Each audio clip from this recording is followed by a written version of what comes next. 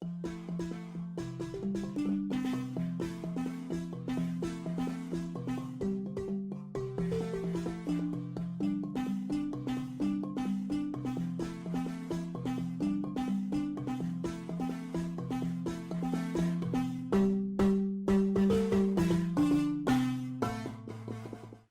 afternoon and welcome to Poetry Street. My name is Chip Williford. I'm the director of Poetry Street, and it's so wonderful to have you here. Poetry Street is the room without a roof where every voice is heard. And we're so happy that you're here at the Free Riverhead Library at 330 4th Street. And also those of you who are at home on Zoom, welcome.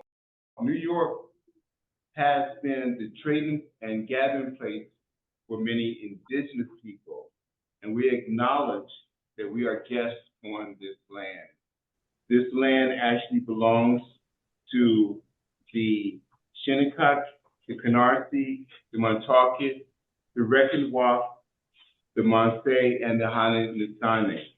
And we acknowledge and pay respect to the many indigenous people who continue to make ongoing contributions to our area. And once again, welcome to Poetry Street.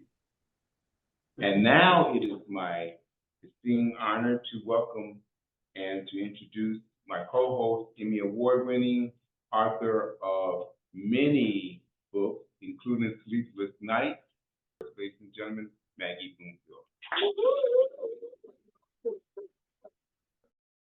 Welcome, everybody. So happy that you are here. What an afternoon, what a crowd, what a bunch of features. Just to let you know a little bit about our venue, Poetry Street was started almost 10 years ago. 10 years ago. By Susan Dingle, and Bobby Brown, who is back there. It was begun as part of the Jumpstart program at East End Arts. And we've moved around a bit. We started at the Blue Duck Bakery. We were there for many years, and then they closed, which broke our hearts. But we're still always grateful to Nancy Curran for hosting us. Then we kind of moved around a little, fairly inefficiently. And then COVID struck. You remember that.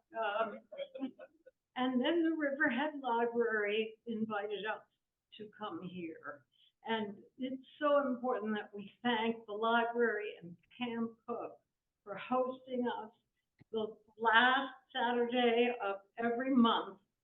And we just keep going. We went at Christmas, we go, we never stop. Nothing stops us. Poets, no. Radical poets, you can't stop. Radical indeed. So I could spend the afternoon on announcements, but I won't. We have great guests here today too. Deborah House is here. She's poet laureate of Suffolk County. And this is tremendous. We are being photographed today by this lovely young woman who is from Newsday, who's doing an article on Bobby. And that is extremely cool. And Bill Batcher gave me this wonderful article about a poetry award. I'm not going to read you all the details on this, but if you want to look at it afterwards, I'll put it out for you. It's $1,000, okay? Yeah, go for it. Unpublished poetry. That's a lot of poetry here today. Anyway, yes, there is a community poem aspect to this afternoon. If you signed in, and I hope you did because the library needs you to, there's a jar back there that has little pieces of paper. We ask you to write a line, one line, any line on anything, stick it in that jar, and next time you come, which of course be next month, you will get to hear the community poem. And I have the one, the one from last month, which was, I have to tell you guys, it was challenging. I called it No More Thingamabobs, because that was one of the lines, and I couldn't figure out where to put it. Rain, rain, and more rain. The end of true love rests its lovely legs on the other side of the horizon. A flight of geese crosses the bridge where nothing seems familiar. Rain, rain, and more rain. I see, I speak, I am looking forward to the dawning of a newness. For the dawning of a newness, I love for today, hope for tomorrow. I cross the bridge toward a field of flowers into the first day of spring. Rain, rain, and more rain.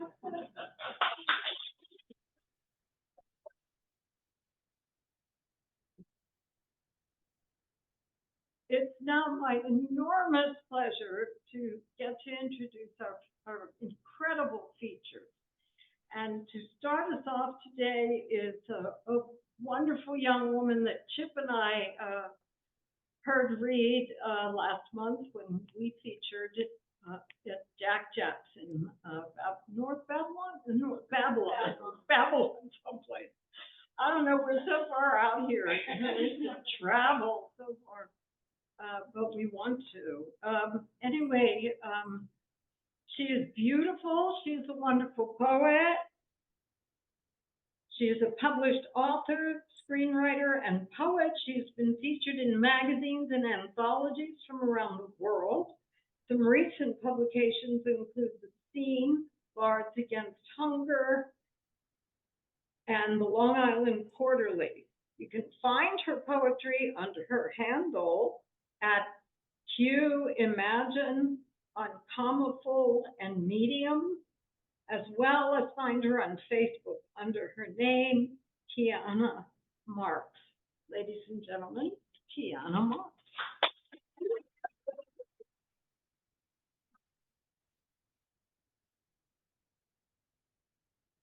Hello, everyone. It's wonderful to be with you guys here. Thank you to Chip and Maggie for this opportunity. Thank you to the Riverhead Library for hosting. It's truly a blessing. I have some poems for you guys. The first one is called The Song of the Wind. I have a lot of nature themes to my poetry, so that's going to be a reoccurring theme. The wind sings a song to me. It's filled with air so I can breathe. And in each breath I can now see life intertwined like a Christmas wreath. In each moment I bid farewell, another may come and soon set sail. But in that moment my heart fell, for where it landed may be a tale. My mind is an enigma that chains and sets free. It twists and coils the things that I believe, it merges and mingles the truth of destiny, that nothing is destined, it's all give and receive. The wind is quiet, yet felt in life and days. The birds find solace and dreams of what they may. I find that I'm alive in the moment the wind sways, my heart and skin plays in the feeling of today. When the gust runs across my face and kisses my cheek in many ways, its brush is smooth and travels to replace my thoughts and listen to the wind instead. It says many things when you sit and hear its speech. It gives me an exhale and brings me peace. The now only matters since the rest is out of reach, and nature simply flatters when your fears find a way to peace.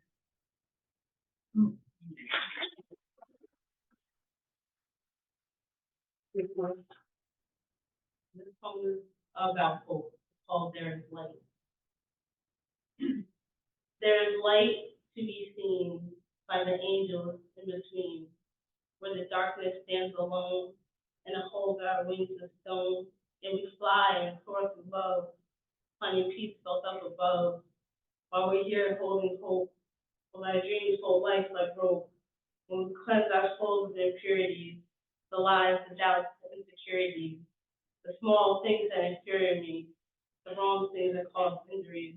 I stand bruised, waiting judgment, hoping the journey can be heaven sent, hoping a break of beauty is more than lent, and the skies hold freedom, knowing peace is meant to be seen within our eyes and be felt within our eyes as we ride into the sunset, leaving behind the pain and the regret, knowing the wise will speak our name, since we left it to past bearing shame, and we have it, a right to obtain, while there's light to be seen in the rain.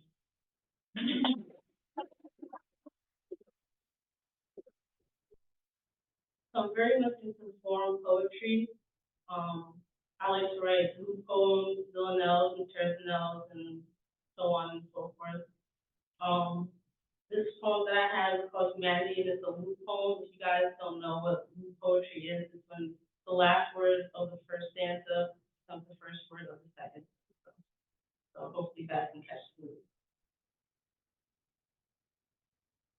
Humanity is a gift to everyone feeling a rift in the streets where dogs house for food and shelter, and a good attitude to volumes about man who came from a woman with a plan to carry out ideas and dreams that we for people, it seems that we owe a lot to humanity.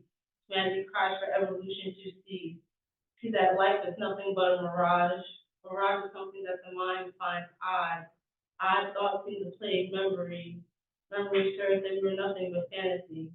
Fantasy is nothing but a dream of life and tasting the cream of happiness.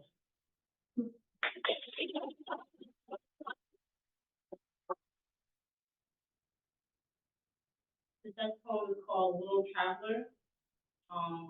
It's kind of whimsical. It's written for mostly like children. I'm just There was a young girl with eyes of the sky. She would travel far as the days flew by.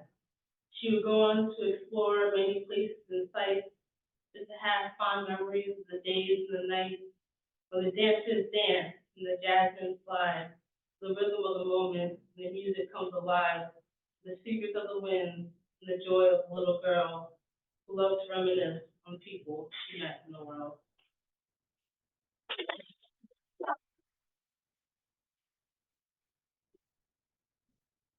It's called In the Wind. I can hear words in the wind that tell a tale for blind men to soar, that can take me away like a leaf that was on the ground before.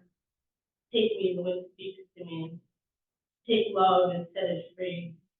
Take this amity, so the blind man can now see that love is all you need, not an object, a subject, or decree, not a moment in time you were enslaved by the eyes filled with greed, taking things from the very brave. My mother once said to me, you gotta be yourself and not be afraid. Her words are like the wind. She spoke like stone, it was made to be written.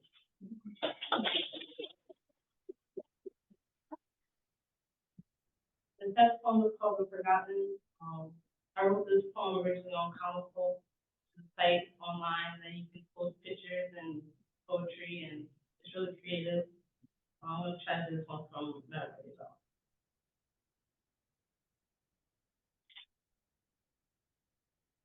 Do we remember things that are hard to forget?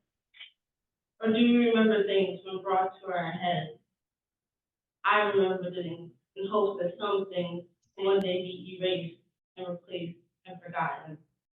It's in those quiet times when life pauses and subsides, do I drift to the thing in my mind that was once forgotten? In hopes that I drift out of my head, find love and reality instead, stray away from the dead, because within my head lies the pain and the forgotten.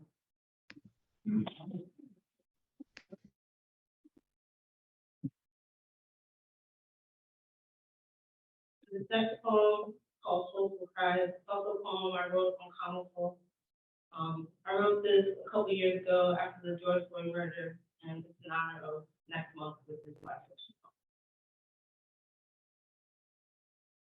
I am tired, I am hurt, I am angered by the thirst of my blood and what is worth, as it drips upon the earth. From the shackles to the chains, my skin is not a game.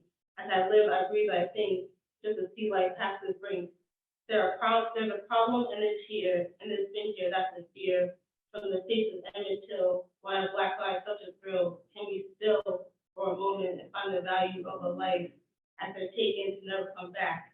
When we simply hold the strife for my life, in my eyes, see the pain and soulful cries. Can you see them in my eyes? Can you feel them in these rhymes? Can you see Breonna Taylor, rest in peace, rest in peace? Can you see Michael Brown? Can you feel the love decrease?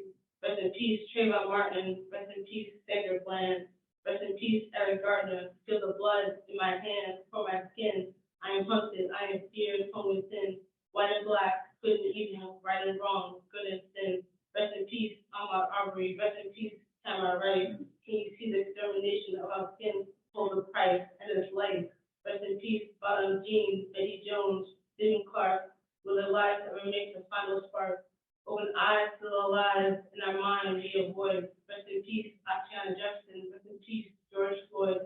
Can you see the soulful cries and the hate that still resides? Why some eyes are truly blind from the past and the lies, my soul cries.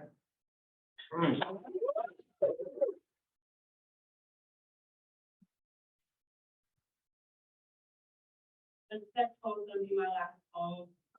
I'm gonna leave this up to you guys. Do you guys want a love poem or you guys want something hasty? Love. You'll have a chance to get Yeah. the other one in. Okay, so I'll do love first.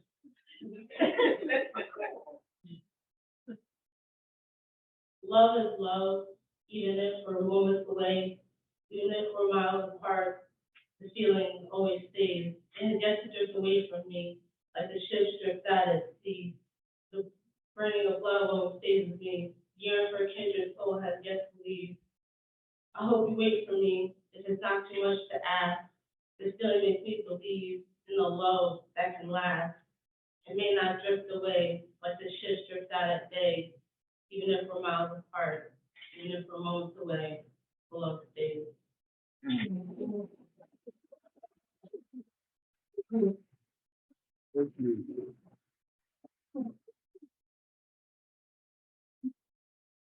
Thank you. Right. Oh my goodness. How lovely was that? How lovely is she? She shall be returning. Let's give her another one.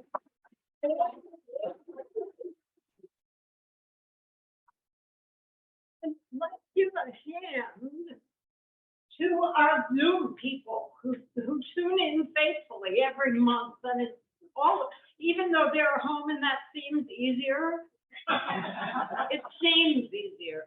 It's a little, I think it's a little, I don't know, a little more angsty, to use the word we just heard. So there you go.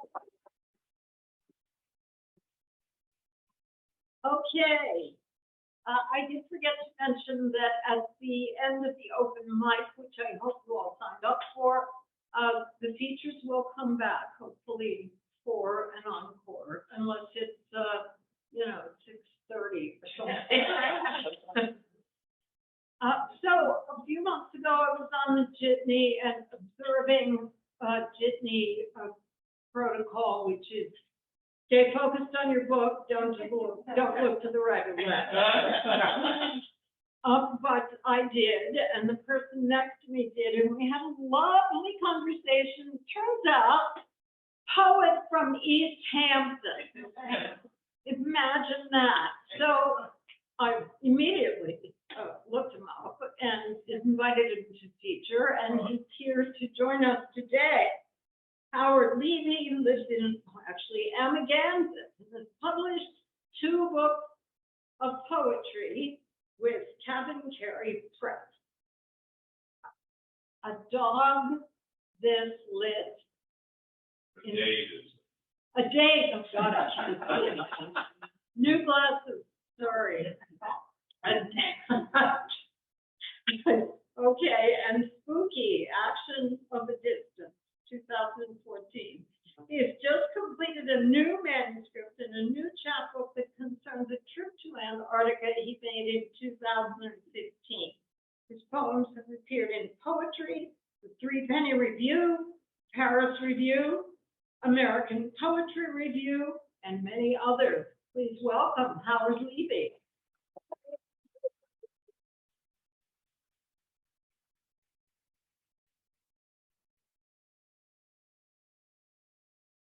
Yeah, it's amazing what you can get on a jitney. I think with just a little bit of water and some nuts, you get another kind of nut coat. Thank you very much, Maggie and Chip. Thank you, Riverhead Library, and thank you all for coming. I would actually like to begin by a very good friend passed away last night. He was 93 years old. His name was Norman Grossman, and I'd like to just dedicate this reading to him. And there'll be a poem actually that I will read that was written for him, but I wanted to dedicate it to him. So I'm going to read from a new book. It's entitled Dreams and Maldreams, and it is sort of charts the movement from isolation to connection. So we're going to begin with isolation, because you want to move in that other direction. You don't want to move backwards, right? So this poem is entitled Fog So Thick, and the title bleeds into the first line. A fog so thick, the morning refuses to begin, waits off in the east corner of the horizon like a small boat anchored. When there is nothing to see but ashy flowers of vapor, botanies of vapor, does the morning make out walkers on this beach, women and men like me who welcome shrouds, who mumble amen to shrouds? Because what rises for them in a clear sun, that gaudiness of whitecaps, are all the footsteps to nowhere. Prints in the sand, shambled, unconnected, flooded by the razors of daylight.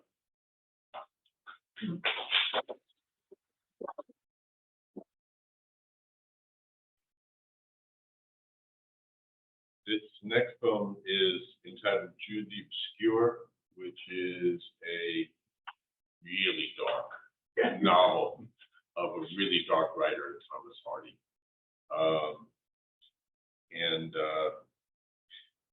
There are two sentences from the actual book in here. You'll know, you'll hear it immediately. There's a different change of voice, but I'll signal anyway. Jude the Obscure. When I was 15, I took up Hardy's Jude the Obscure, a mismatch. But there were two sentences, page 34, I remember, of the Signet Classic paperback edition. Somebody might have come along that way to tell him that his ideas were more advanced than those of his grammarian. But nobody did come because nobody does. And under the crushing recognition of his gigantic error, Jude continued to wish himself out of the world. And I typed that out. That's the end of it. And I typed that out and folded the paper very small and put it in my wallet. I carried it like it was my identity card, always on my person, my license to breathe. It was that hook before the semicolon. It's perfect music, but nobody did come because nobody does. That was the coming of the parting. That was the parting of the Red Sea, the resurrection of Jesus, the truth that now would explain all the failure.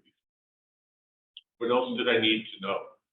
Did anybody need to know? And should I die on the subway on the way to high school, the authorities, using that slip of paper, could find my parents and deliver me to the house, not to my home, because the sentences were clear on why I had not found that yet.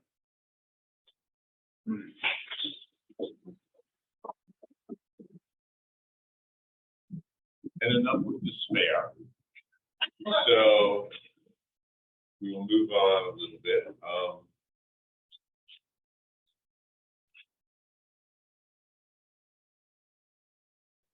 This is entitled Ars Poetica. So it's both a reference and an homage to Horace's great poem, but it takes place in the East End. So Ars Poetica. A gray, acute triangle of a cloud had settled on the southeast horizon, as if some new island, gray cloud island, had risen overnight. Just another North Atlantic rock. Just another North Atlantic rock, so easy to picture and expect the usual brown speckled herring gulls, cord grass, beach rose, Dusty Miller's white green, but it lacks verve.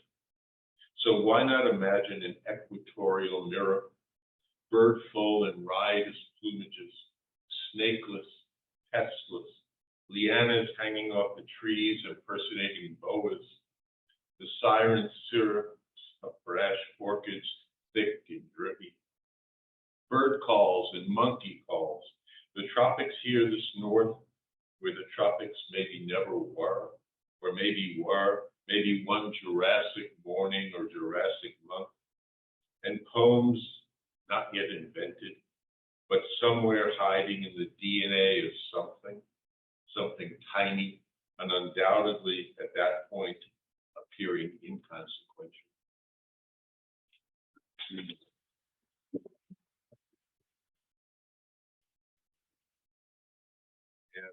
this is the poem for Norman, keeping a little bit with the artist theme. A story of Picasso and the moon for Norman Grossman. The summer night, blazing in Antibes, and Picasso, shirtless, alone, bows to the moon. He reaches out with those hands, so how can she refuse? Lower and lower, she sidles down the sky, swishes her hips, dusts her light pollen over Antibes. His arms circle her, his hands press her. On the beat, he swings her round and she dips, tingling with the aroma of earth from his hands. He hums some gypsy tune, then whispers in her ear, "Promise me you will never dance with Matisse."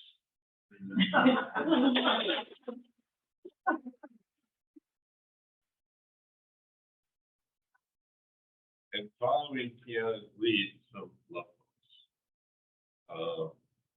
The first is this tiny little poem, poem in the manner of Rilke. When I hold you, I am careful not to hold your solitude.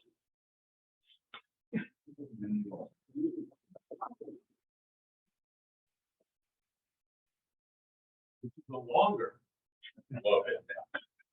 It's actually a suite. It's in 7 short, medium and short poems, based upon a Bach cello, unaccompanied cello concerto, the same structure. And it's called Suite in the Key of Late Sunlight. In the first poem, there are, in the first line, 2 rickies, and in the second line, 2 rickies. The first 2 rickies are R-I-C-K-Y, a man's name. In the second, it's R-I-K-K-I, a woman's name. Prelude. It sounds like this bird is calling Ricky, Ricky, or Ricky, Ricky. But who is that and where are they? So many languages, trampolines for our hearts and writhings. Imagine if there were poets who wrote in red, novelists who could spin last year's migration and goose or turn. I sit on this Mexican balcony and this trill of rickeys fills me like ripe June cherries. Sweet tang, juice, a pause, silence to honor pits and stems. If I said in bird, I love you passionately, would you flutter? And if I added, I wish you were here with me, conmigo, avec moi, con me, mit mir, met me. They have this phrase in bird. It is how they flock.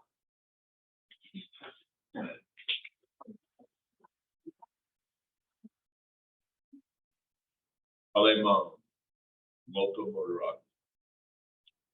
In the studio apartment, in the winter, a window slightly ajar. In the rich browns of two couches, in the whole afternoon, in the midst of rivers of complications, in the two languages we speak, in the soft green sheets and floral blanket, in the slow disrobing of the other, in the pleasure of skin and tender surprises, in the slow mouth and hands, in the fast mouth and hands, in the faster breath, that first time.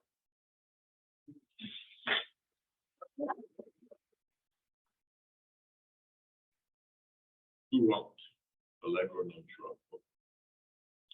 The early morning moon unshining in the west, the sun's perfect circle in the east. Two in the sky, we two walking the beach. Neither of us sun nor moon, yet we are for each both source and reflection.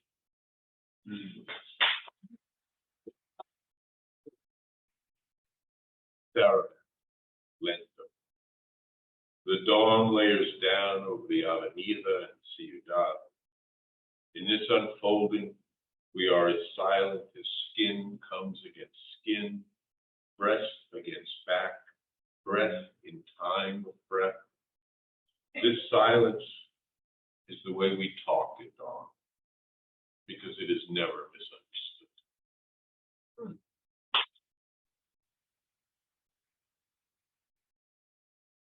Debate 1. Allegro moderato. Sweep your luck in, the waves tell me, and my light-drunk, sun-drunk luck throws me a sky with one long blade of rising orange sunlight between gray cloud banks. And a morning that begins with a rapier in the sky is a morning I hallelujah this luck, because she is there at home, asleep, and very beautiful.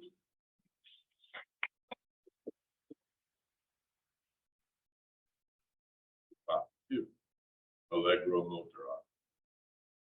We watch terns chased by the dog rise into the sky and space themselves out like a mural. They beat their wings to hold themselves in place against the churning wind. I take your hand because we both know at this late point in our lives how easy to lose position, to find oneself blown too far inland or far out to sea, or worse, how easy just to drift, to make one day dully, aimlessly into another.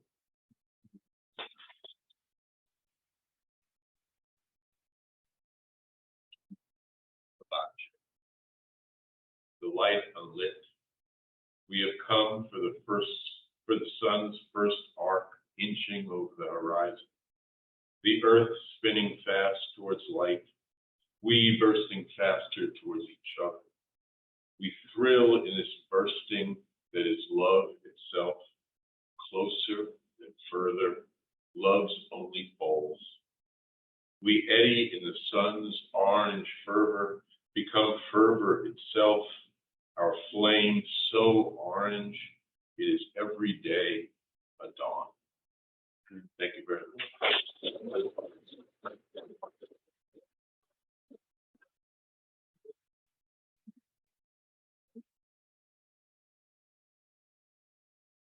Okay. Yes, that was awesome.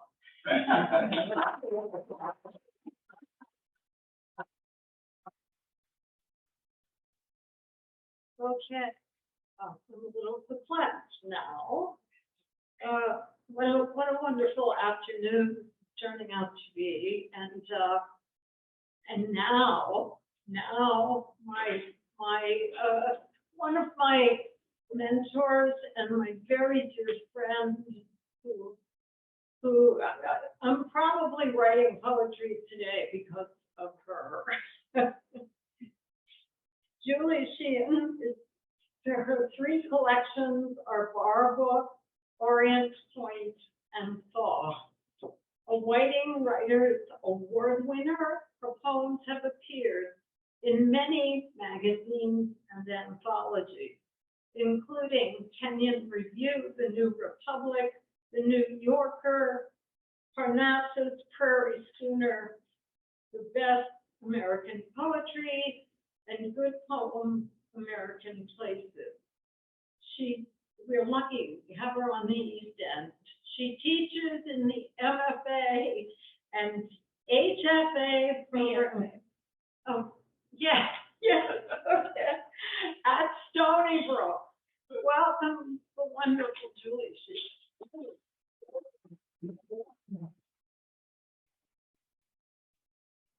Hi, everyone. I'm going to say thanks again. Thanks to our other readers, and to Maggie, and to Chip, and to all of you, and to the Shinnecock, and to the library. Thank you, everyone. So Maggie said she was going to read a questionable poem during the open mic, and I was like, oh, I'm reading a questionable poem. It's called Angry Christian. And the seed of it came from a trip that I was incredibly privileged to take to Egypt in 2022. And I was struck one of the many things. Egypt is just as amazing as the photographs of Egypt, I gotta say. It's like, I kind of thought, oh, it'll be a letdown, because we already know what the pyramids look like. It's not a letdown at all. It was amazing. But one of the things that really struck me was first, second, and third century defacement of these exquisite bas reliefs and carvings by early Christians who were iconoclasts, who were destroying the previous generation of gods, right? So that became the genesis of this poem. Which is really just about extremism in any form. It doesn't have to be angry Christians. We have angry people in every religion. There's a mention of the Mamelukes who were by Egyptian standards, recent history. They came about in the 13th century. So they'll pop up in this poem. It's a longer poem. I'm going to just read excerpts, and you don't have to applaud in between. I'll pause, but you'll notice that in those pauses, sometimes it jumps to the American perspective, contemporary American perspective versus the tourist in Egypt. Okay, here we go. Angry Christian. They came to stab at Egypt's stones those first few centuries, fanatical and furious at Thoth or Amun. They picked up hammers, pissed at how the cult of ISIS could persist. Come on, people, we're a Christian nation. It's 450 AD. In atrophy, they pried the starry skies from Pharaoh's tombs and used the slab as stair They trampled the heavens. In Philae, the old gods took hits to the face. Rock popped like acne, arms pustuled with buboes. Nearby, flashed with hash marks, a procession of reliefs could count the ways in ancient art offended our disciples. Was beauty not compatible with faith? Or was it the snubs of cosmopolitan elites that maddened them? Iconoclasm, sure. But think of the fuel it took to keep those chisels flying at the smoother lines those vandals' pagan ancestors carved. Take that, exclaims each stroke across a figure offering incense to the wrong deity. Take that, I honk for Jesus. In the temple's heart, beyond the pillar where Horus reposes, the Christians have hewn their altar, crowned with a Coptic cross so crudely drawn it's barely seen. Surely this anger feeds deep on contrast.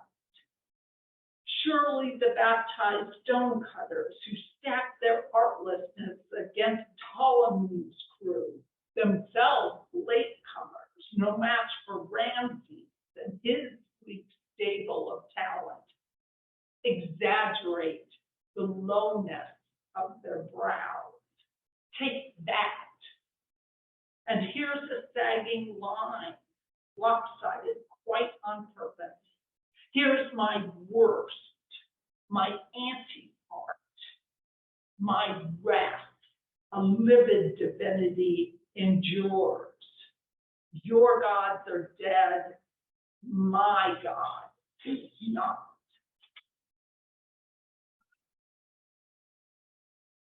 No one's coming to save us. Certainly no desert prophet, unwashed, charismatic, no unlikely hero. So off with his flag pin head and curse his little occupation. Banish unlikely voters as well. And those who get what they vote for, mediocrity. This quadrennial idea that a schlub from the hardwoods will take down pharaohs because Iowans grasp at straws, who is persuaded, holds contemptibles in contempt. Consider the Mamelukes, Turkish warrior slaves, who seemed so chic, freeborn Egyptians arranged to sell them. Yes, it was all the rage, the power to not decide. Once they've been neatly popularized, this caste of conscripts got wise and fast, grabbing a hold of the whole polity and clambered up the 14th century to pinnacles of strife until today they're oblong. Just another stripe of masonry. We say, you Mameluke, and me, you fool.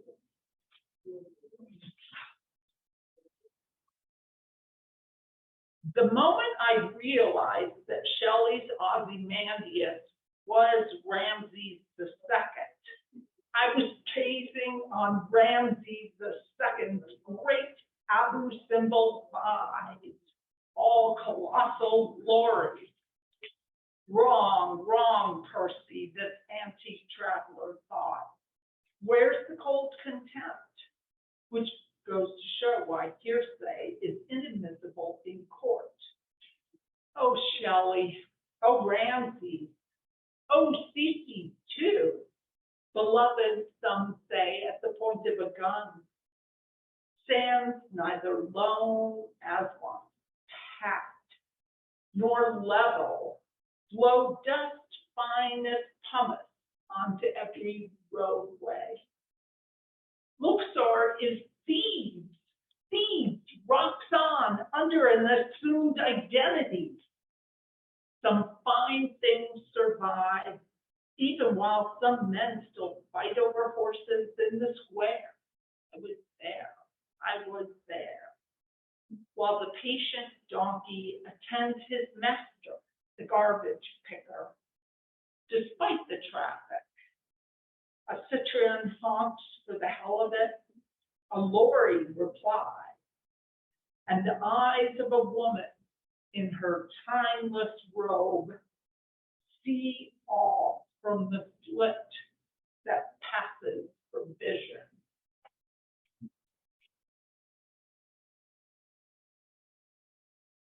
Because we cannot wait for our new dark age, it dawns, vociferously orange and red. And though we watch for broken borders, instead our cruelties break, with temperatures so savage they spike in counter-glory to minimum wage. The store clerk brings up Bud, his bandaged head, religious dressing. He should be in bed. All turbans read like future bandages. Go home, graffiti told the shuttered school. Let driverless trucks deliver, the great one said. They put the seat to work, erasing pages of holy scripture. When you eat this bread, he drew a blank. Who can retain such sage advice? From a golden age comes iron rule. Graffiti pops up where you least expect. On Ramsey's legs at Abu Simbel. Graffiti in Greek, Demotic, pictogram, Napoleonic French from thugs chasing Mamelukes. Graffiti dating itself to the 19th century when a Swiss dude stumbled on the frieze. Graffiti 30 meters up when sands were high. Graffiti down to those excavated toes.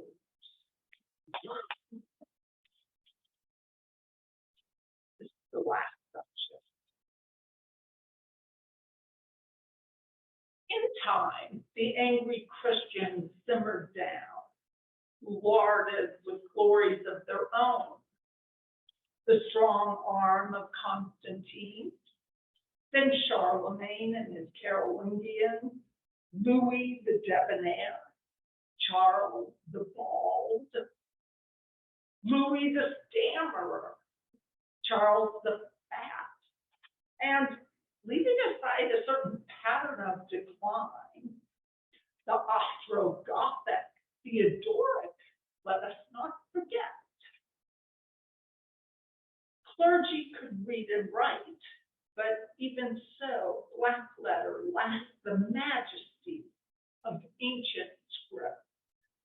Their hieroglyphic filigrees, their manual inscribed with liquid ease in the stone walls of the tombs that sacrifice. Let us walk then through our underworld, the one that we, the angry Christians, made. Hather will hold our hand, just as she held the hand of Nefertari. Let us walk as if we too are favored by Ramses, beloved of Mut, as if we're primed with a gypsum wash and painted and burnt umber, in friezes framed, preserved so well we need not be restored. We need to be restored. So let us walk. The dead queen has walked for centuries. Let us then walk 1 week one day, one hour in sisterhood, as if commanded to love one another as I have loved you.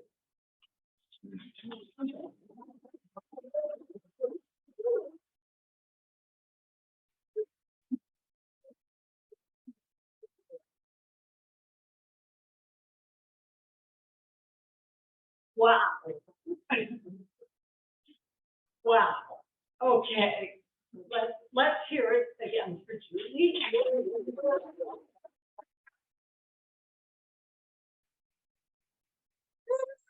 And let's hear it for our fabulous teachers this afternoon.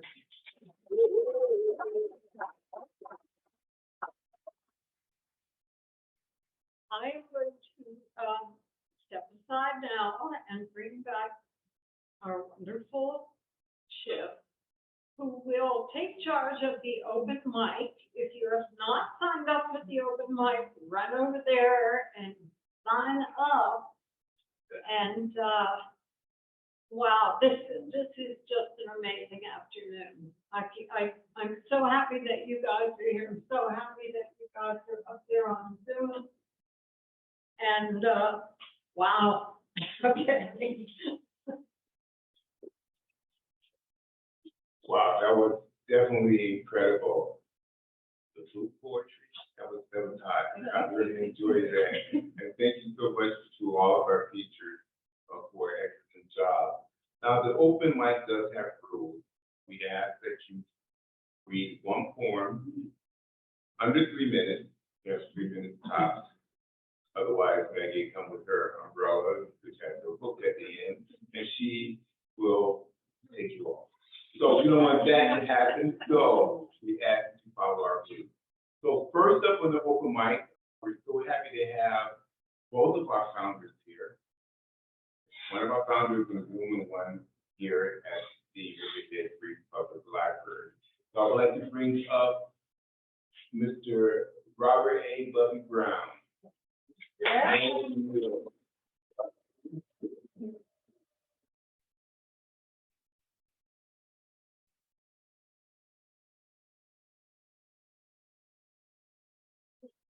Good afternoon. There's nothing to say. I'm just amazed. The teachers are just, it's amazing. It's like a buffet of you know, they're just, everything is on the menu this afternoon. It's really incredible. I'm just going to do this one poem in. It's one of those, when I wrote it, it just flowed. I didn't have to think about it. The phrases just came to me. And when I got done, I'm like, what is this about? And it took me like a week of reading it over and over again to find what it means to me. And when I do it, you can use your own interpretation of what it is. Bluebird. This sleek and comely bluebird perched down on my windowsill. No asking if his presence there was with or against my will. He said he had no schedule, may show up day or night. Didn't need my permission. He said he had the right. Starting out life experiences with no obvious intent, in intimate details and circumstances, each a recognizable event. He had the nerve to call out names, this bird of brilliant blue, and the names he was calling out were names I formerly knew. I had to stop this oration, didn't know the thoughts behind these words of evil discontent, featuring these friends of mine. So it's time to take control, I thought. Time to thwart this troublesome will. After all, he was wreaking havoc on my damn windowsill. My thoughts were, I just brush him off, simply shoot this bird away. He said, Bubby, I ain't going nowhere. I am here to stay. When I tried to shoot him off my sill, I found he had a gorilla grip hold. He wasn't perched on my kitchen window. It was the window of my soul. The events that he was spouting out, each and every one, were things I'd gone through in my past, some wrong that I had done. He brought back to my remembrance this image that I now hold, has gone through many dramatic changes before becoming self-righteous and old. Can't say that I am pleased to have this bluebird in my life. It seems he knows some unwelcome stuff I like to keep from my wife. It wasn't that they were felonies, nothing quite that severe, just social misdemeanors, stuff she didn't need to hear. Not really unforgivable sins, but things we do no longer. Errors we committed way back then in times has made us stronger. But this bird has got to go away. In time, as I grow older, I don't need a nosy gossiping bluebird recording stuff over my shoulder. As he perches on the windowsill of my soul, making mockery of my reaction, I learn from the error of my ways, trading revenge for compassion. This sleek and comely bluebird, who perched to ruin my day, learned the windowsill of my soul was holy, and he silently flew away.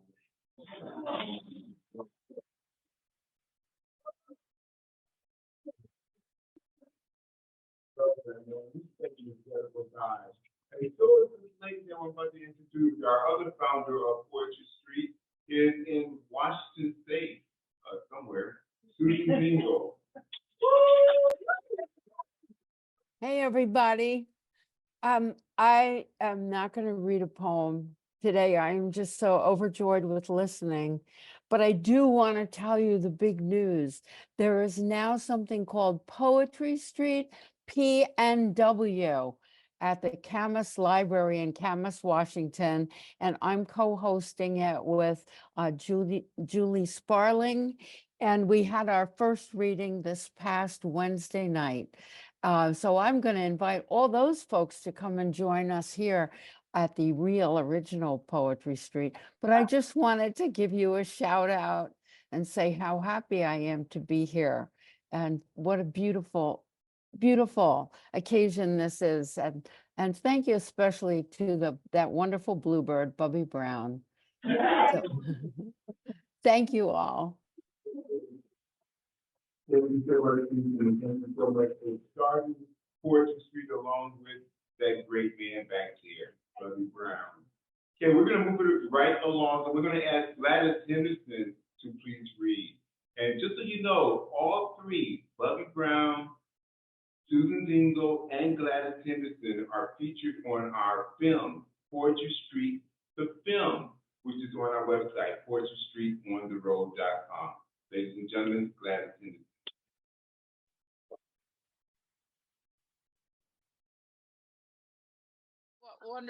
What wonderful readings today. I'm just so excited, and every time I come here, I'm so healed by it. That's the only word for it. And I thank every single one of you, and I'm lucky to be here. Invocation. Early morning, two men struggled towards the sea, beards covered with breath frost, heads capped in lamb's wool, bare skin protected, except faces which gleam crimson as if seduced. In cold silence, they drag a small dory, its bow and keel engraving narrow tracks through unblemished snow. Soon they will leave and enter the liturgy of tides, whose chrism consecrates hands that exchange money for lobsters, skeletons of men gone overboard with their traps. One in the bow and one in the stern. They row in tandem away from warm cottages and lovers mounting large waves, driving the bow straight into them. They watch as the windows of their homes become smaller and will turn their heads to steer towards the boat half a mile away. She swings on lines of icy glimmer covered in ermine mantles of snow. At each draw of the oars, they bow their bodies as if in deep prayer or gesture of servitude to her dominion. Thank you.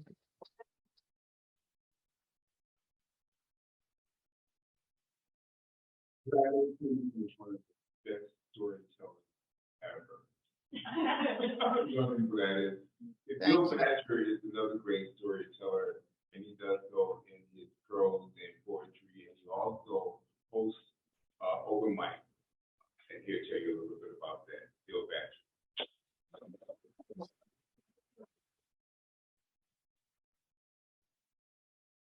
I built the perfect sentence, but one word still remains at large. I must search it out and bring it home. Meanwhile, other claimants ask to stay, but they are mere pretenders. The way they speak their name betrays them. They are grating, discordant. The other residents complain. The home is not at peace while one of them is here. But sometime I will find the rightful occupant. It may take minutes, weeks, years. And when I bring it home, when it comes inside and settles in, we all will know that it belongs, for it will occur. Thank you.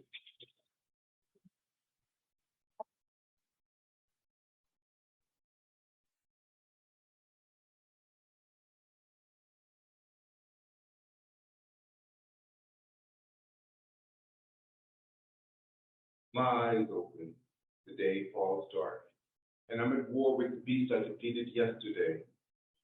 No one can see the wound tightly wrapped in the dry, blood-stained linen underneath my breastplate. No one seems to care, having their own battles to fight and their own wounds to mend. From the muddy depths, I lifted up my sword towards the heavens, and I began swinging with the mighty strength of the God, touching the belly of the beast, merely wounding them before they retreat.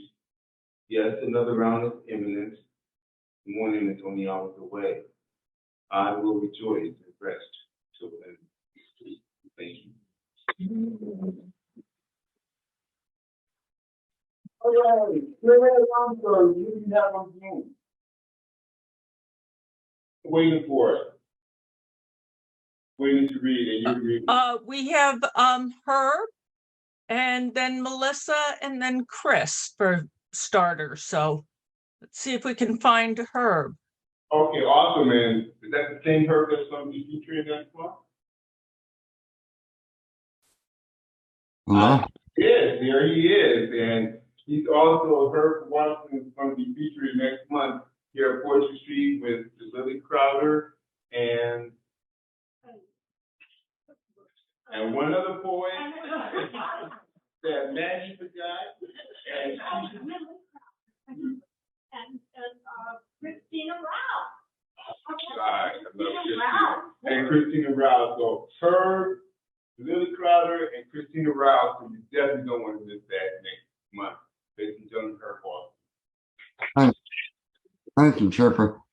Okay, this poem was published in Long Island Quarterly, the fall-winter 2017 issue.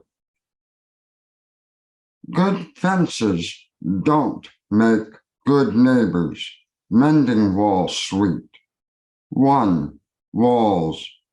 Gripping earth forcefully, and devouring land, forever crawling their belly to the ground, snakes in the grass, forever reaching venomous stone teeth, poisoning sanity, digesting freedom, then slithering farther on to clutch and strangle a new enemy. 2 walls, cold iron fingers, blinding all eyes.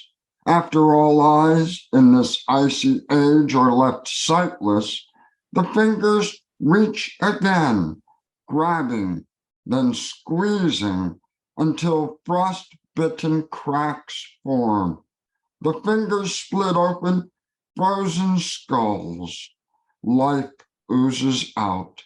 A thick pall of scabs hardens on the ruptured heads.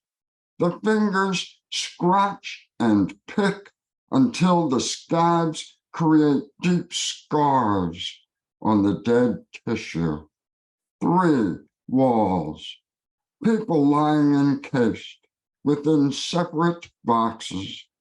Like coffins, each box decays in a cold, wet grave. The grave is a sewer stream. The boxes race like rabid rats, crashing, smashing, splashing poison, spreading plagues. 4 walls, locking out fierce enemies, understanding, cooperation, peace, and love. Walls spread everywhere like disease, war, famine, and death. Walls forever built carefully like bombs. Walls, walls, cracks in the mirror of all human time. Reflect the paranoia in each human mind. Thank you.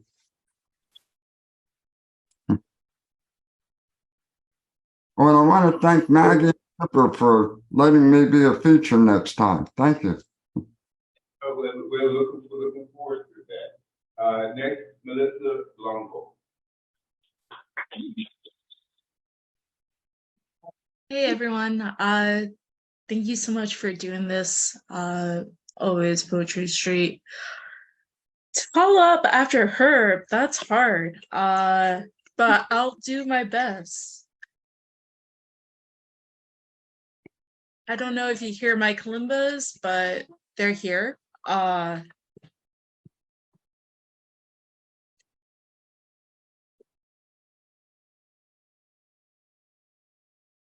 Yesterday was yesterday,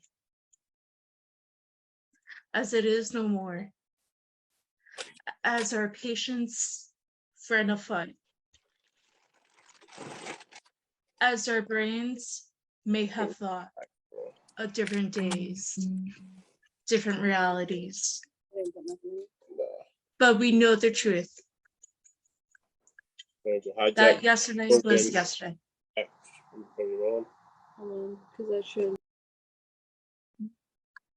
That yesterday was yesterday, at rest, arrested in time.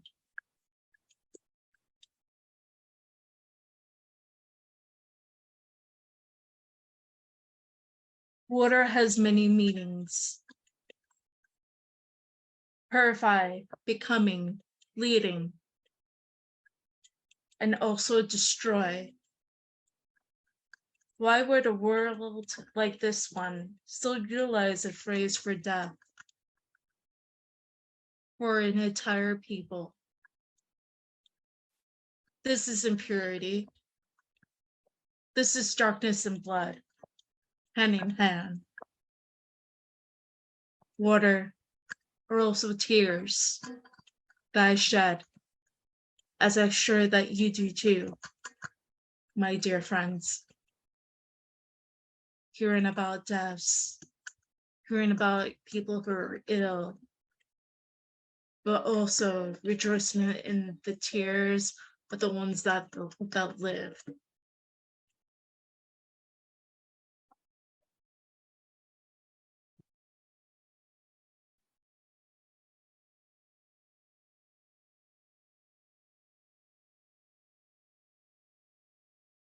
Thank you.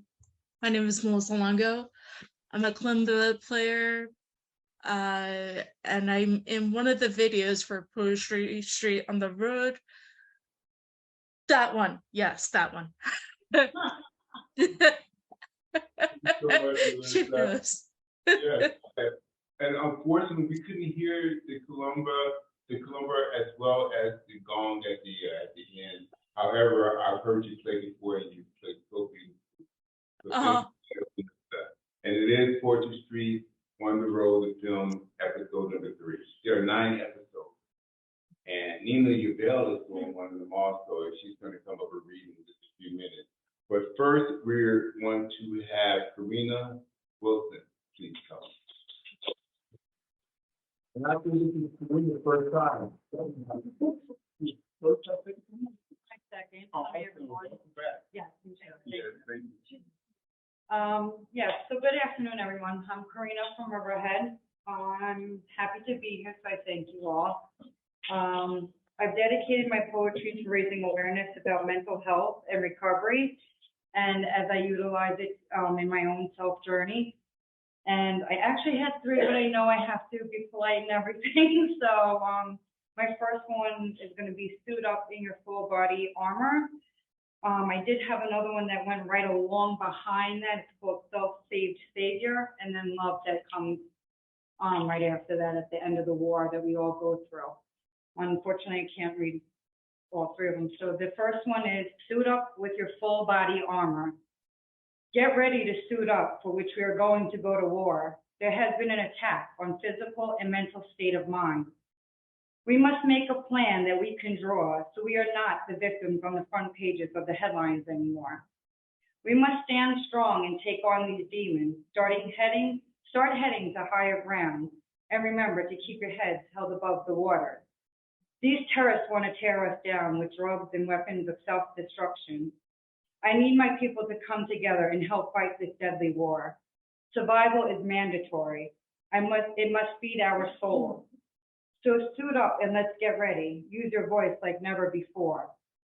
God only knows what's in store. So what I'm thinking is, being the commander-in-chief in our own life, will we be granted relief? So pull out your knives and cut those ties for all those bad habits that made us feel like we wanted to die. We will set up barriers of separation from the right and wrong and the good and evil. Let's get ready to take back our lives. Never to go through that door again, just knowing where it will lead us. Is a huge mistake and a deadly one. This is war. I need people to help me protest. The struggle is real. This needs to be addressed. We're under attack. This could end up fatal, so pull up your chairs and meet me at the conference table. We need to hold our shields to protect us against an everyday strike. So what I say is that every day is an everyday fight. So suit up and fight for your life, your wellness and happiness. It's all here. The question is, are you willing to fight? Our freedom to have clarity and self-determination and a life of peace with serenity is what we all need, and it's an important part of life. We're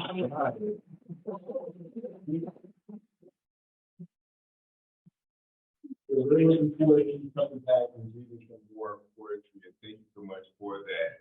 Susan Summer Rae is one of my favorite newcomers. However, she came here and said, "Oh, I don't know. I just started writing poetry, or I don't have anything." And then she comes with these incredible poems. And you see what I'm talking about? Here she comes. Come on up here. Incredible lady here. The introduction, really.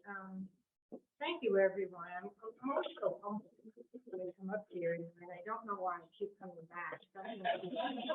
Well, Chip said you have an umbrella with a hook, and I haven't been pulled off yet, so I guess that's a start. I don't know if this is a poem or a prayer, but the way our world is so full of violence and hate and anger, so this is what it's about. And it's called, I don't think I need it, I printed out in great big print.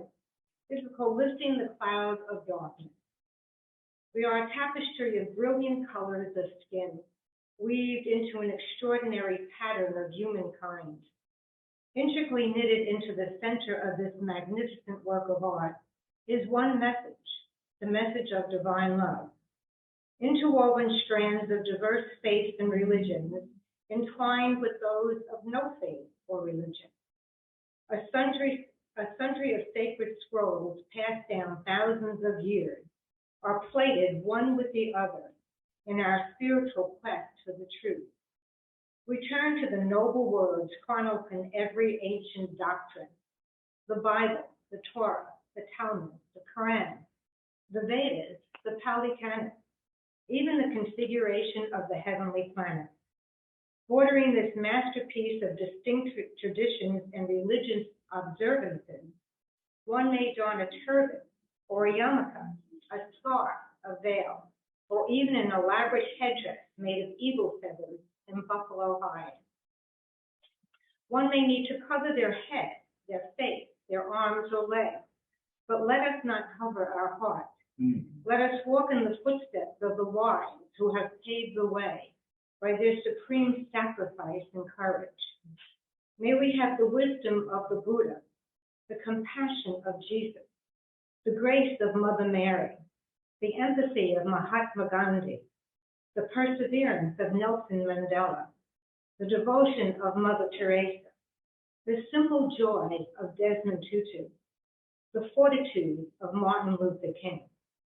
May we, you and I, find the courage, the will, the strength to lift the dark cloud of hatred. May compassion eradicate despicable cruelty. May generosity dispel the shadow of greed. May decency extinguish the stupidity of bigotry. May humanity obliterate brutality.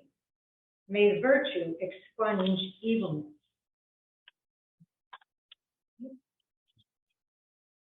May integrity abolish corruption. May ultimate truth dismantle deceit. May sympathetic joy efface envy. May justice eradicate inequity. May equality for all eliminate the inequality for some. May wisdom lead us through the darkness of ignorance. May we, you and I, join hands together, our hands of brilliant colors of skin. May we together lift the dark cloud of hatred and let the light of divine love shine through. Amen. Shanti. Sadhu. Om. Ahim. Shalom. Peace. Namaste.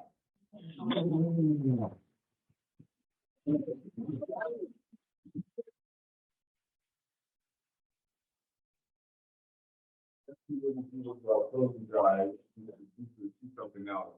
You know, Susan, thank you for sharing that love. And when I think of love, I think of mothers. And when I think of mothers, I think of a little young mother up there, like Maria Anderson. I know you're holding your baby, Maria. You know I love you so much.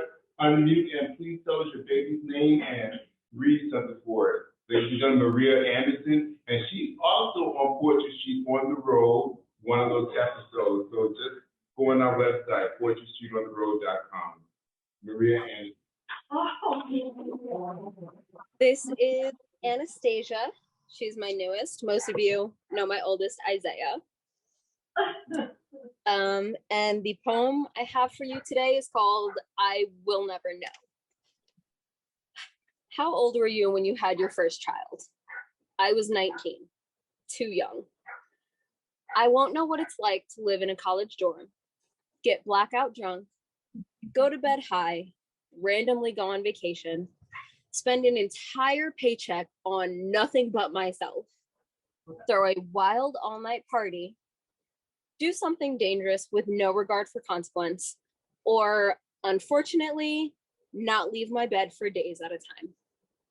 I won't be able to fully experience my 20s the way you're supposed to. I won't be able to figure out who I am. Thank you, random nosy lady in the checkout line at Walmart. You're right. But what I do know is what it's like to have a 1-year-old that yells mommy and runs to me after a long day. A 2-year-old that tells me to look at the arthropod he found. A 3-year-old that tells his teacher she's being reprehensible and dare he say an imbecile. He dared. The 4-year-old that learned exhaustion is the enemy of life at school. A 5-year-old that tells me he isn't with my antics today. The 6-year-old whose favorite quote is, "That felt a little tortury to me." At 7, he asked why we can't get him a baby sister from the kid warehouse, referring to an orphanage. And finally, my 8-year-old that is currently trying to put together a protest for free healthcare in America. So I won't ever have a normal 20-year-old experience. I will never know what being reckless feels like, but I'll also never know what it's like to be bored or what could possibly come out of his mouth at any given moment. I trade young adult antics for my precious little weirdos any day. There is no time or need to figure out who I am. I figured that out the moment my kids came into this world.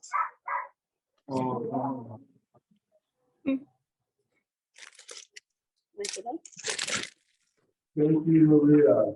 Now, the next person here, you don't know what you're going to get. You make it a song, you make it poetry, no matter what you get, it's going to be fun. Barbara and Brian.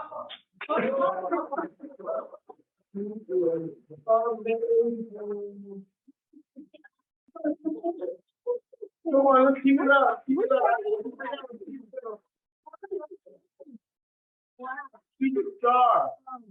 So wonderful. What you are. Wow, it's wonderful to be here today, to see this full room and with our features that were just, magnificent. And rather than, I'm kind of floored by him saying that. But because Chip mentioned all those tribal names, the nations, each year there are more of those that we discover. And it may have been, that's what's prompting me to read a very old poem that I wrote around the same time that I was on the jitney with former mayor of New York City, John Lindsay. So that pretty much dates me. That was really a long time ago. So the name of this poem is called Flash Flood, and it takes place in the Southwest, where there are many tribal groups, and many more now are being uncovered, and that's kind of like where the Pueblos are like the pyramids of North America. So kind of, anyway.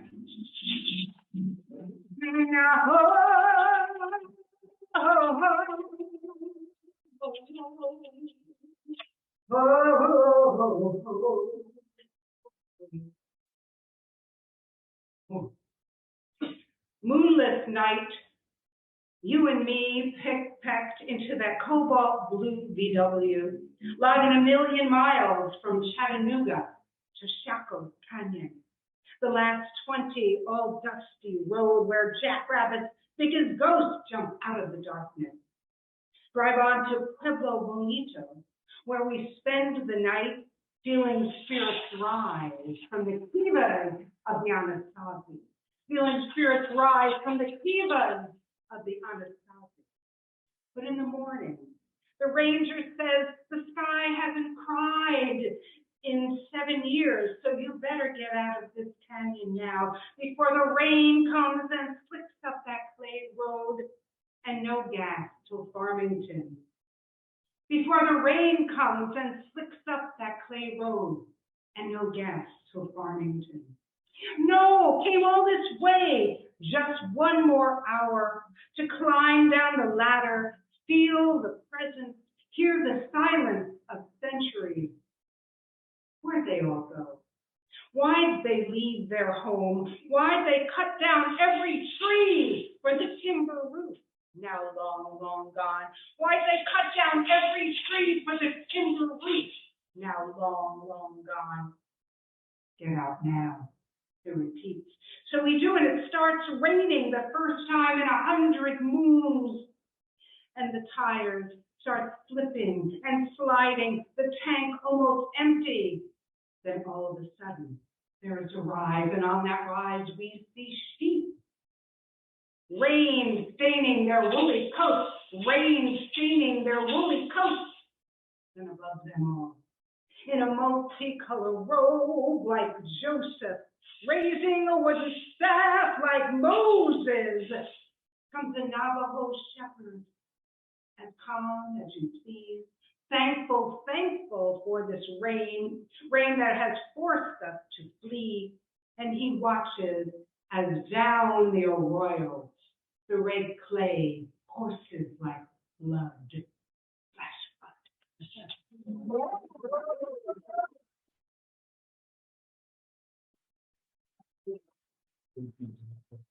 Thank you so much, Flowers.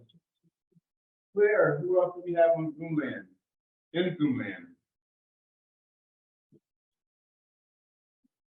Okay, we have Chris, John there, left to read, and Julie Scar.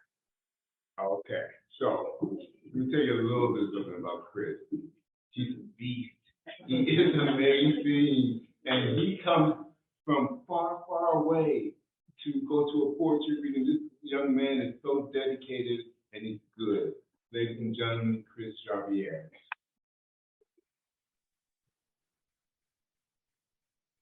Hello, can anybody hear me?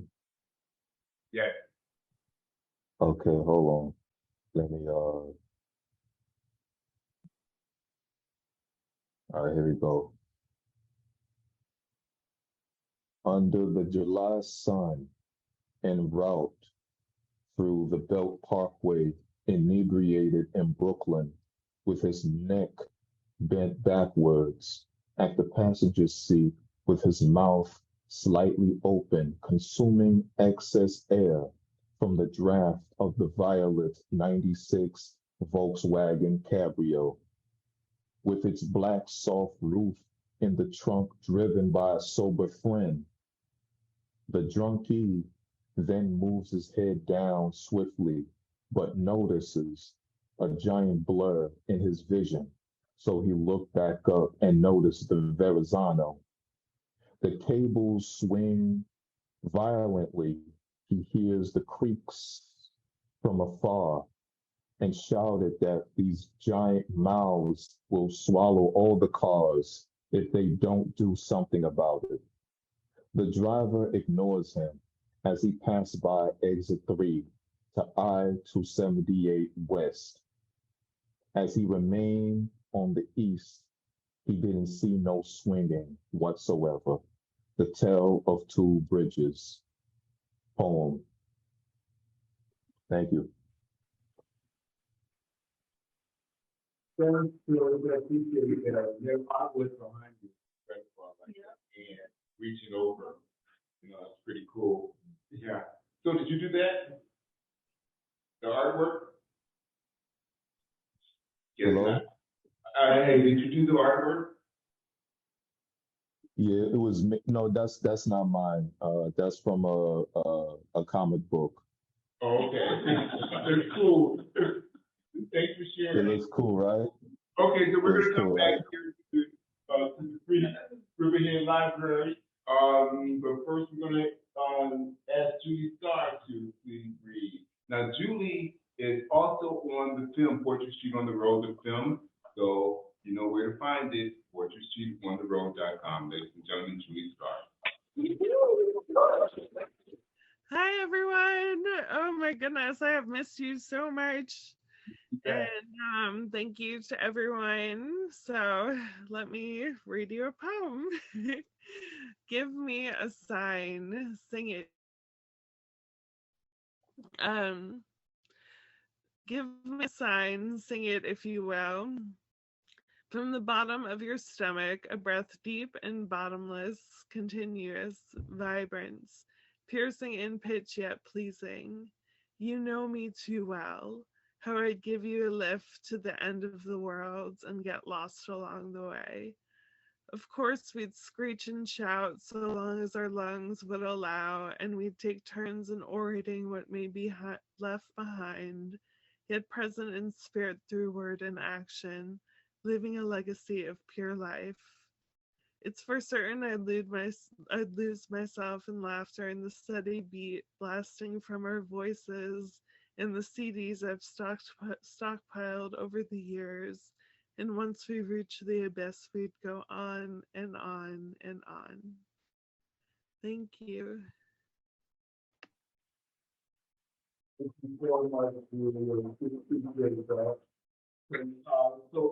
poetry is something that everyone has. It's in that special place in your heart. That's where poetry comes from. And also, poetry comes from all over Long Island, like in Babylon. We have Deborah Hauser, who hosts Jazz Jack in Babylon, and she's here at our free Riverhead Library, who want her to come and read it now. Deborah Hauser.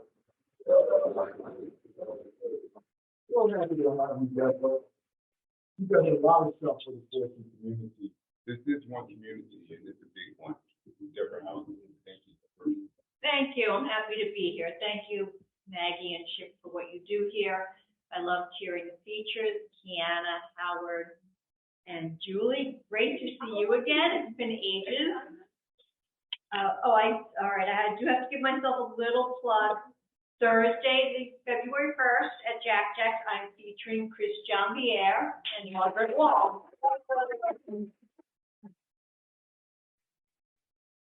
Brand new, first time I'm reading this. A daily practice.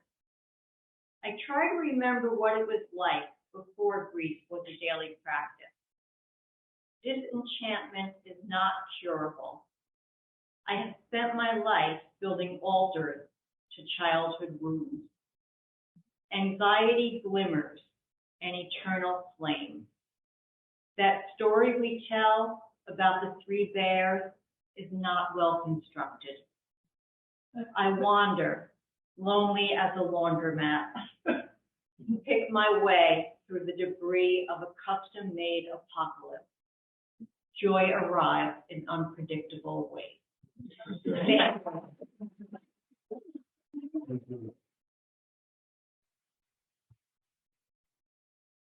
Ladies and gentlemen, another mother from Poetry Street here, Nina Ubell. She's also featured on Poetry Street on Road, the film. Ladies and gentlemen, Nina Ubell.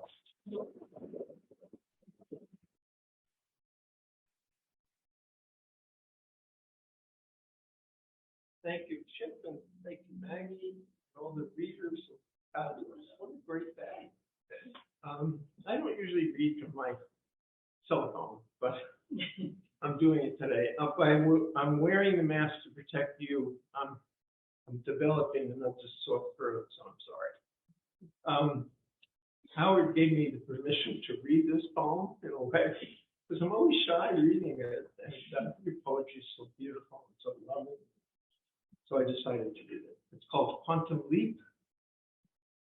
The woman I love draws trees, draws their limbs, sketches their thighs, their breasts, circles their bodies, draws them in her silence with the kiss of her pen, graceful, gentle, traces the muscles, their long necks. The woman I love draws trees, draws me into life, circles my heart with her hands, loves me into light. She draws me in her silence, in her laughter she creates me. Her hands trace my body, my lips, my thighs, circles my breasts. The woman I love draws trees, draws the hollow, the buds, stems of awakening.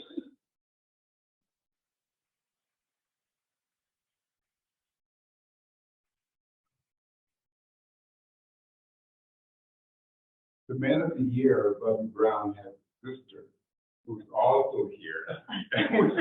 and she's just as incredible as he is. Ladies and gentlemen, Linda Buller.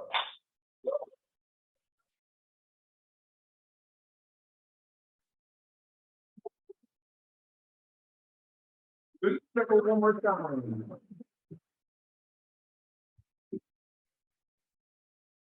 As we've heard today, poetry can take you in any direction. And some days, I just need a chuckle. And I came across this poem and it gave me a chuckle. I'm gonna be a bear in my next life. In this life, I'm a woman. In my next life, I'd like to come back as a bear. When you're a bear, you get to hibernate. You do nothing but sleep for 6 months. I could do that. Before you hibernate, you're supposed to eat yourself stupid. I can do that too. When you're a girl bear, you birth your children who are the size of walnuts while you're sleeping and wake up to partially grown, cute, cuddly cubs. I could definitely do that. If you're Mama Bear, everyone knows you mean business. You swat anyone who bothers your cubs. If your cubs get out of line, you swat them too. I could deal with that. If you're a bear, your mate expects you to wake up with a growl. He expects that you will have hairy legs and excess body fat.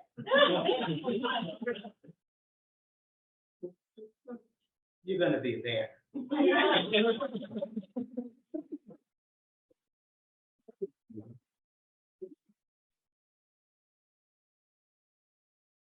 Boy, we have fun here at Poetry Street. Now, is there anyone in here that would like to read that have not signed up? Okay, we have one man there, and Claire, we're gonna get to you, but we want to go on Zoom first. Claire, who do you have on Zoom? We're all set in Zoom land unless somebody can raise their hand right now who didn't have it up. Okay, so when are we going to hear you read it? Well, not this month, next month. Okay, all right, next month. Okay, so young man in the back, can you please come up?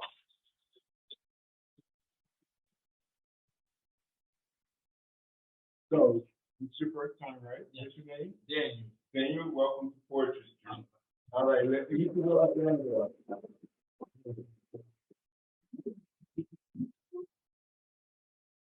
A minute. Okay, thank you. Yes, I actually made a poem on New Year's Eve, and I just want to share it with you guys. It goes, the sun is gold, the seas are blue. I stand under the stars for a love so true. All right. All right. Thank you.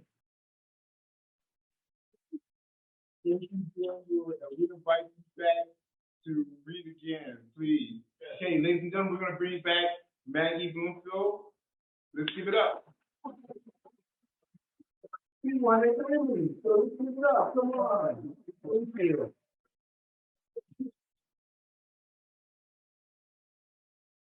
I struggled after hearing all this wonderful poetry today between, shall I do something very serious and protest or not? And I decided or not. And then Linda, who also sings beautifully, by the way, completely upstaged me. But I will read this poem. It's called, If I Were a Penny, I would roll across the United States to California and the Pacific Northwest. I would bypass the usual tourist attractions, Grand Canyon, Yellowstone, et al., and visit lesser-known treasures. Garden of the Gods Park for a rolling tour, Plaza Blanca with dreams of Georgia O'Keeffe, Devil's Tower for a native ceremonial ritual. I might whirl around Brad and Angelina's former home in Hollywood. If Hollywood fall, I might stay. Finally, my ridges filled with the mud of America, I would lie flat in sand to be cleaned at the edge of Oregon's Pacific beach on a silver morning when the ocean looks like a foggy mirror. I would review my journey and know gratitude that I spent myself wisely.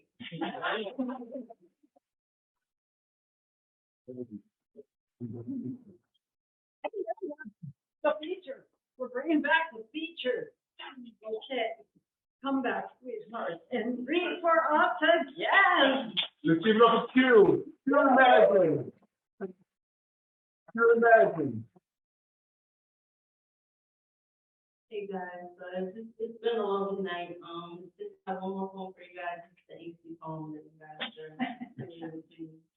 It's actually from my book, Exhale. I have copies if you guys would like one. I do have it. I left in my bag, but this poem is called Triumph. Had hard days and hard nights living this life, searching for reasons to sustain and endure this fight, running through my mind, in and out, searching past the doubt, gathering my strength, getting my plenitude of life about. On my path to wasting, godless stumbles, people trying to shake me, people trying to break me with their hating, but the mindset didn't faze me. The only person I can be is the one that strives that many defeat, the one that ventures past the current, believes and speaks the knowledge of living and seeing. To find that is true, that happiness is always within you. To find out that doubt you feel is the offense of the mind and nothing real. Discover strength is your will. You have the ability to develop and instill the dreams and thoughts you want to produce, the ideas and beliefs the world needs from you. But there may come a time when challenges come and block you on your path, forcing you to stand the hurt, take your mind to the goals and means get past. But then there comes a time, point in your life where you have to survive. Buckle down and strive, put the pedal and drive towards happiness in life. Pushing past those moments you drown, pushing past those times you felt bound, pushing past all your fears and concerns, those trials that almost left you back and deterred, almost took away your happiness in life, almost left you in a puddle of strife. Put you splash with that puddle and found some sweet hope, change your mindset and turn that strife into a joke. You stop and made a minute knowing what you're all about, that these demons can never keep you down. Looking at them as you stand in your glory, realizing the hurt only gave you an epic story. You built your strength with the pain, found bliss in disdain, kept moving on the ability to remain.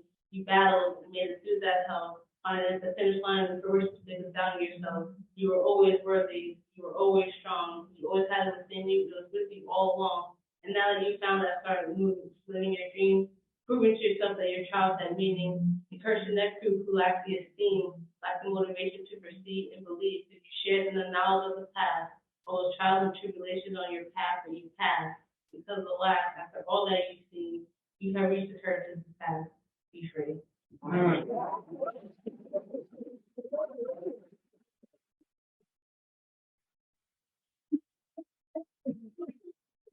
right, okay. And now we have Howard. Howard, you go.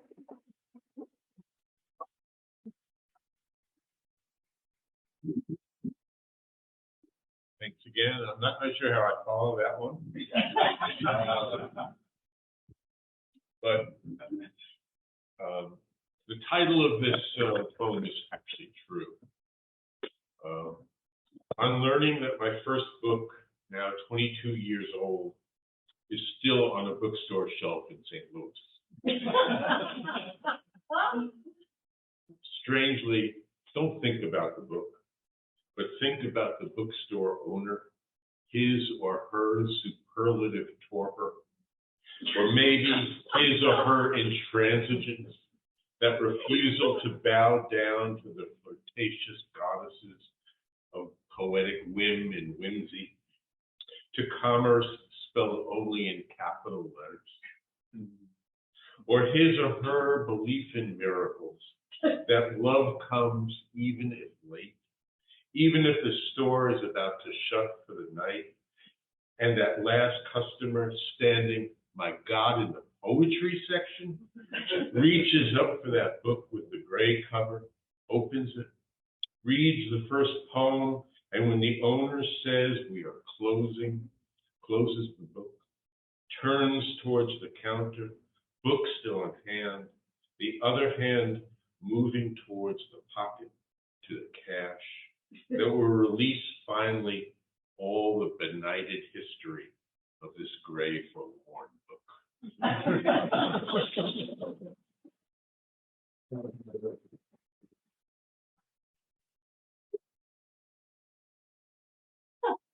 And one more time, Julie Sheehan.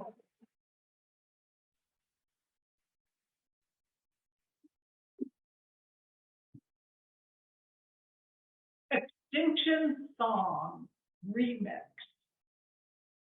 Minoans, I'm wild about Minoans. From linear A to their bright squat columns, all ruined, but why?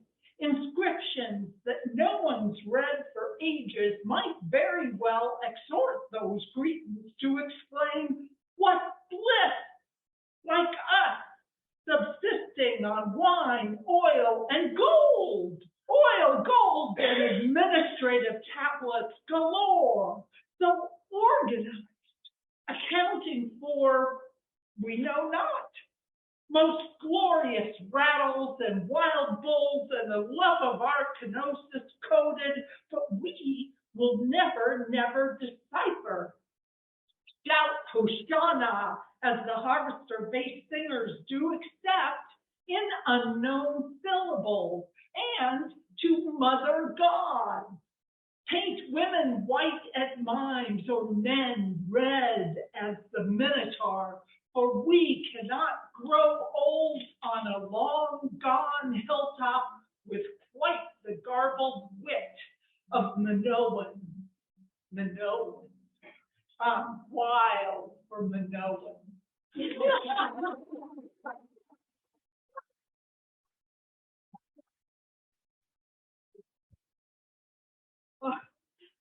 Thank you all so much. Let's hear it again for the features and for everyone else.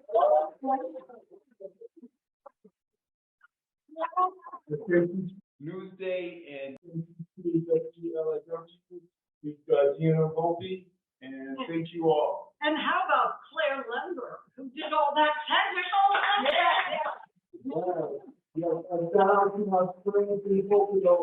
stuff? Please, this has been just a fantastic afternoon. Please come back next month. We have 3 fabulous features again. We love seeing new faces. We love seeing old faces. And bring your stuff. And if you are out there and you haven't written anything, and you said, oh my, I haven't written anything, write something. We did at the open mic next month. Thank you. Thank you. Good night.